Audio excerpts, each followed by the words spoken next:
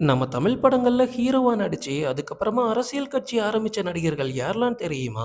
லிஸ்ட்ல நம்ம ஃபர்ஸ்ட் பார்க்க போறது எம்ஜிஆர். தமிழ் சினிமாவோட மிகப்பெரிய சூப்பர் ஸ்டாரான எம்ஜிஆர் 1972ஆம் ஆண்டு அண்ணா திராவிட முன்னேற்றக் கழகம் அப்படின்ற கட்சியை தொடங்கினாரு.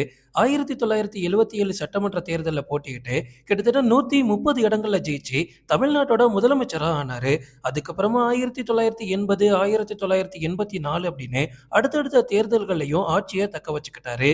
சினிமாவுல கிடைச்ச மக்கள் ஆதரவ அரசியல்லயும் மிகப்பெரிய வெற்றியா மாற்றிய நடிகர் அப்படின்ற பெருமை இவருக்கு தான் சேரும். லிஸ்ட்ல நம்ம அடுத்து பார்க்க போறது விஜயகாந்த். கேப்டன் விஜயகாந்த் 2005ஆம் ஆண்டு தேசிய முற்போக்கு திராவிட கழகம் அப்படின்ற கட்சியை ஆரம்பிச்சாரு.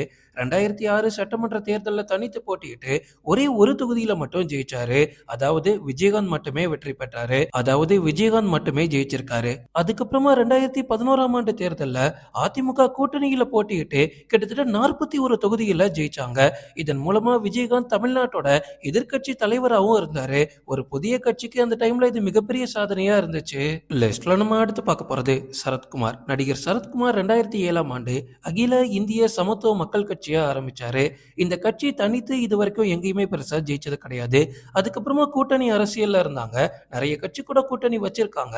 சரத்குமார் சட்டமன்ற உறுப்பினரா இருந்தாலுமே அவரோட கட்சி தனித்து போட்டியிட்டு இது வரைக்கும் எங்கேயும் ஜெயிச்சது கிடையாது. லிஸ்ட்ல நம்ம அடுத்து பார்க்க போறது டி ராஜேந்தர். டி ராஜேந்தருக்கு எப்படி இந்த ஆசை வந்துச்சுன்னு இப்போ வரைக்கும் எனக்கு தெரியல.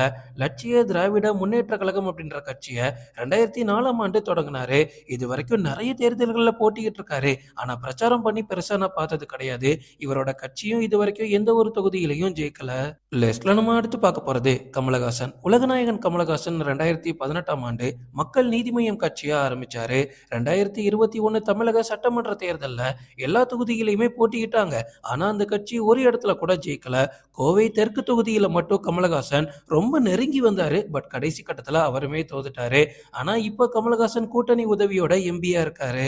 லிஸ்ட்ல நம்ம அடுத்து பார்க்க போறது முதலமைச்சர் விஜய். கடைசியா தான் வந்தாரு விநாயக் மகாதேவ்னு சொல்ற மாதிரி கடைசியா தான் வந்தாரு விஜய். 2024ஆம் ஆண்டு தான் தமிழக வெற்றி கழகம் அப்படின்ற கட்சியவே ஆரம்பிச்சாரு. கட்சி ஆரம்பிச்சு கிட்டத்தட்ட 1.5 வருஷத்திலேயே விஜய் தமிழ்நாட்டோட முதலமைச்சராகவே மாறிட்டாரு. 2026 எலெக்ஷன்ல கிட்டத்தட்ட 108 சீட்ஸ் வின் பண்ணி கூட்டணி கட்சிகளோட ஆதரவோட இப்ப வரைக்கும் தமிழ்நாட்டோட முதலமைச்சரா சூப்பரா செயல்பட்டுட்டு வராரு.